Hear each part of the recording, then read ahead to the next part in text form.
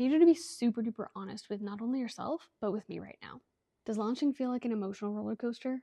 One second you're all hyped up thinking this is the offer that's going to change everything. And the next you're spiraling, refreshing your payment notifications, wondering if anyone's ever going to buy. If that sounds familiar, you're not alone. And more importantly, you're not the problem. The way that most people approach launching is, but what if I told you that the reason your launches feel inconsistent, exhausting, or like a constant uphill battle has nothing to do with your content, your strategy, or even your audience size.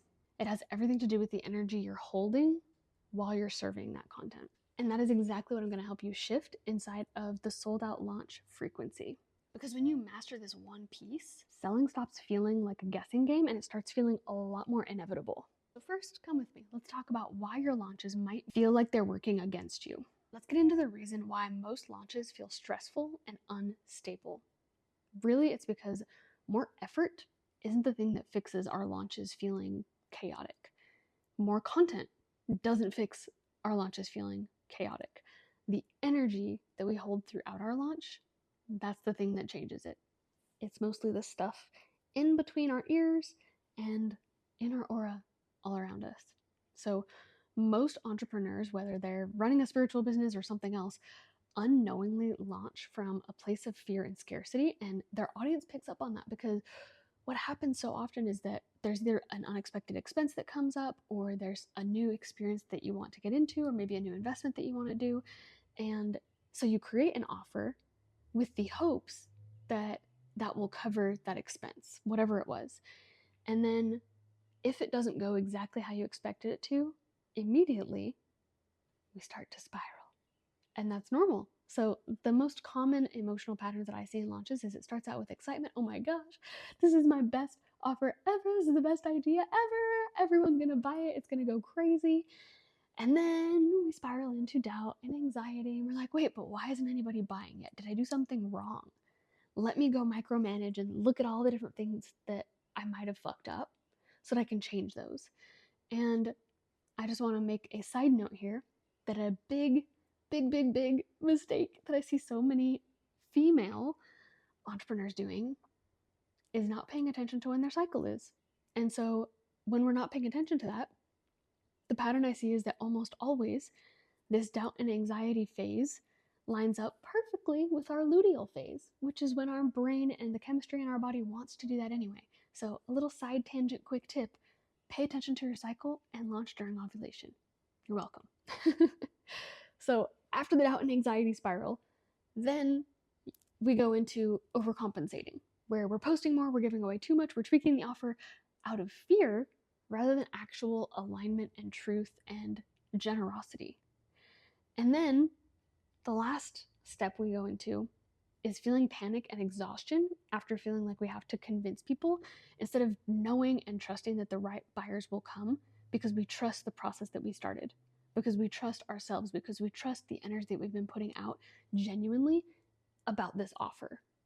So the right buyers, not the right buyers, but buyers in general, they don't move when they feel uncertainty from you. I made a really good Instagram post about this recently. You can go find it on my Instagram.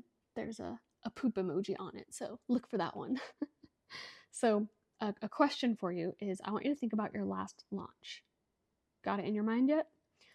Was it actually fun?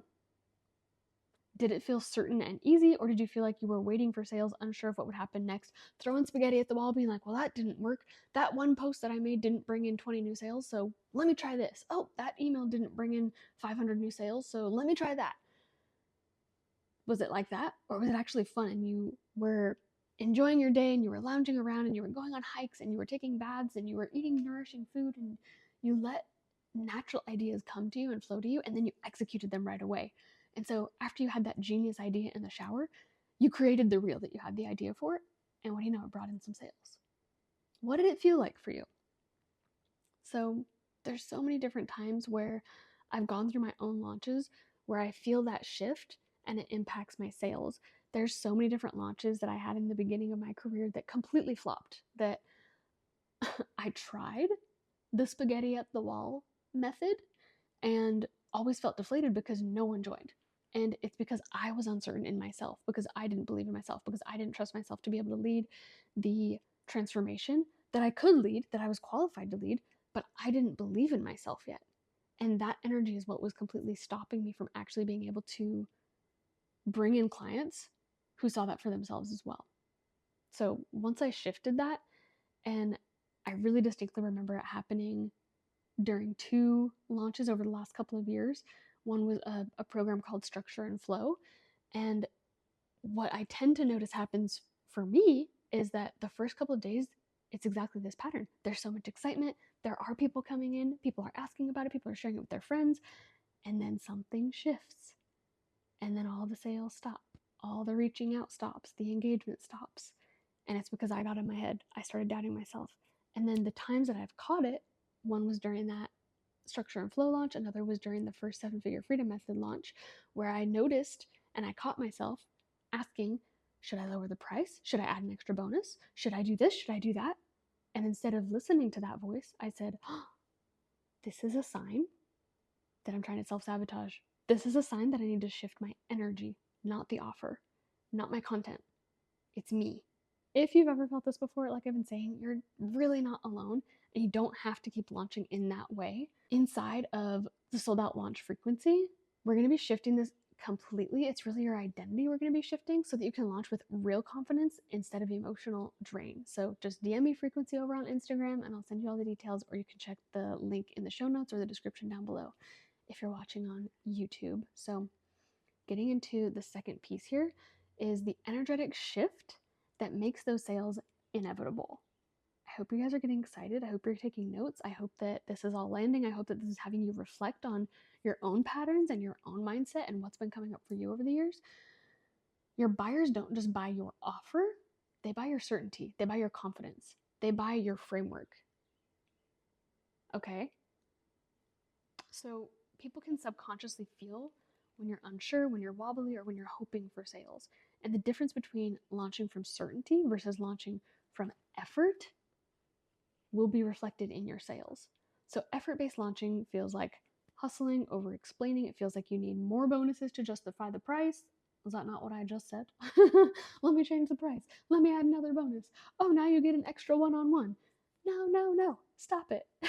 It's not actually helping you. It's not actually helping you get more sales. It's actually just diluting your offer. That's a different podcast entirely. But still, the certainty-based launching is when you're speaking as if the offer is already full. You're embodying the outcome. You are trusting that the right buyers are coming. And so this is what I like to call the sold out identity. And this is how you show up when you already know that your offer is a yes, when you are already bought into your offer, when your offer is so good that you literally want to buy it. So this shows up in how you speak about your offer, how you hold your energy day to day, which is one of the biggest reasons why, for me, it's a huge red flag whenever my clients are like, I'm going to do a launch and it's going to be 6 months long. It's going to be 4 months long, 3 months long, 2 months long. I even think 1 month long is really fucking a long time, because you have to hold that energy every day throughout that entire period.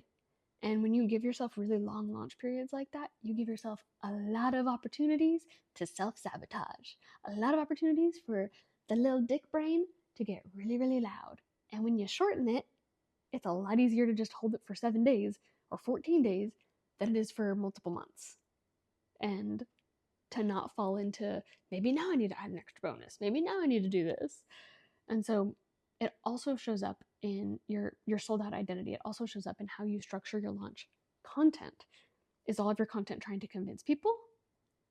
Or is it assuming that they're already going to join? Is it assuming that this offer is genuinely going to solve the biggest problem that they've been coming to you for, or that they should be coming to you for? So what would shift for you if you knew without a doubt that your launch was already successful? Let's just pause for a moment and think about that. Feel into it. What would shift in how you show up, in how you speak about your offer, in how you hold your energy every day, in how you structure your launch content, if you knew without a doubt that your launch was already successful? How would you be showing up differently? How would you be talking about your offer differently? How would your energy change? I would love if you could actually let me know down in the comments if you're watching this on YouTube. down under the, I think it's also like a comment section on Spotify if you're listening to this on the podcast. I really want to hear like what would shift for you if you already knew your launch was going to be successful. So once again, shifting into that energetic frequency that you're doing right now, that you're like, oh fuck, actually, I'd be showing up this way and I'd be creating content like this and I'd be talking about my offer like this. That is the exact shift that I help you step into inside of Sold Out Launch Frequency. We're doing this so that your next launch isn't just something that you hope works, but it's something that's inevitable. It's something that you know is going to work. The confidence is inside of you. And inside of the experience, we aren't just talking about it, but we're embodying it so that your buyers, your customers, your students can actually feel that certainty from you instantly. And we're getting started this Thursday, March 20th. It's only $77. It's live. We've got 5 days together. Just DM me frequency or check out the link down below to grab it. So moving into number 3 here. This is how we're going to shift from fluctuating launches to really sustainable, scalable, stable is what I meant to say. Sustainable and stable scaling. So selling isn't just one moment, it's a whole flow. Like one drop of water doesn't create a river. Millions of drops of water all together create a river. So even if you have a flopped launch, even if you have a launch that didn't go the way that you planned, it doesn't mean you need to scrap everything and start over. It means you need to refine what's already there and do it again. Keep going. It will get better with time. So there's a myth that says that launches are just like a one-off events. But the truth is the best launches actually layer momentum and recurring revenue. And the way that the most successful entrepreneurs scale is by using what I'm about to teach you right now. So they use simple, stable scaling, starting with the first pillar here, the first tier, which is our energetic stability. So it's holding the same energy from pre-launch all the way through close. And the second thing is your messaging clarity, refining the positioning of your offer so that the right people, the right clients, the right buyers, not just people who are going to look at it and be like, oh my God, that's so cool, that's so inspiring, I'm not going to buy it, but it's cool. The people who are actually going to sign up for it, recognize that it's for them instantly. And the third piece is having a recurring revenue stack, which is something you guys know I'm talking about all the freaking time, is structuring your offer so that launches don't feel like it's an all or nothing event where you're going to get paid a lot all in 1 month and then you tell yourself you can't launch again for 4 months. So then you make nothing for 4 months and then you have another big launch and then you have a lot of money again. That we don't have to be in that feast and famine mode when you are actually stacking up your recurring revenue. So what you want to do is make sure that the bonuses that you're adding into your offers are actually overcoming people's objections, overcoming your ideal client's objections, or making the next step in the process even easier for them. So an example that I used recently on Instagram was saying that if you have a course that's all around binge eating and you were to offer a like makeup hack bonus, like natural makeup tips, and it's a guide that maybe has links to all of your favorite natural makeup, which might be interesting, might be helpful, they might be into it, but it doesn't actually help solve a problem that's related to the binge eating. And so the way that I like to think about it is after they've gone through your initial course, the binge eating course, they've overcome it, they've really shifted that habit, they've really shifted the patterns, they've shifted the beliefs, they've shifted their identity around it. What's the next problem that they're going to encounter after that? Maybe it's that they're bored with the food that they had been eating. So maybe a bonus from that is that you give them a new recipe book with all of your favorite recipes and you're consistently updating it throughout time as you find new recipes that you love.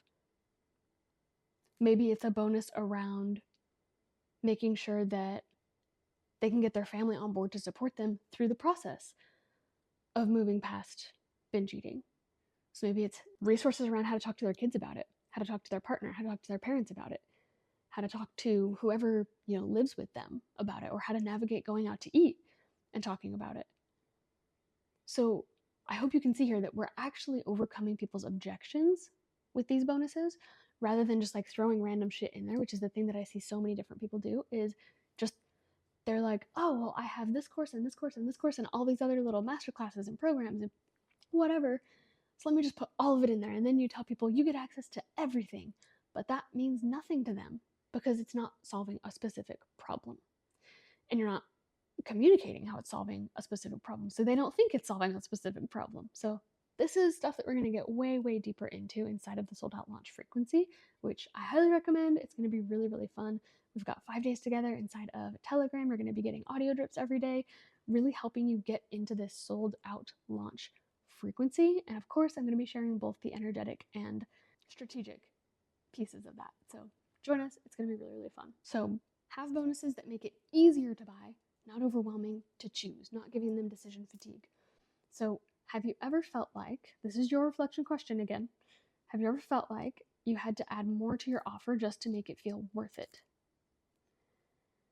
And what I want you to just reflect on is, what if your offer was already enough, but just your positioning needed a shift? The way that you're talking about it needed to shift.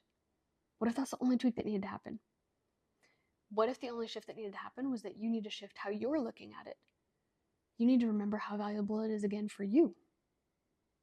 How valuable it was for you because you've already gone through it. You've already experienced the journey. Again, that could take me into another piece, which is you've got to fucking embody whatever it is you're trying to teach people. They can tell if you're just talking and not embodied in it, not actually practicing it. Like I was saying, in sold out launch frequency, we aren't just making your launches work, but we're making them work better, easier, and with way more stability. Would love to see you in there. So I really want you to just imagine stepping into your next launch without the stress, without the second guessing, without the emotional ups and downs, and just imagine knowing from day one that it is already successful and already feeling that certainty reflected in how people respond to how you're showing up. That is what we're locking in inside of the sold out launch frequency. So you guys have heard me talk about it a little bit throughout this, but if you're ready to move beyond waiting for sales and into the energy where the people who are paying attention to you online, your audience, they actually reach out to you first when you first start teasing an offer, DM me frequency on Instagram, click the link down below, and get yourself signed up, because this is a small but powerful shift that radically changes everything about how you launch.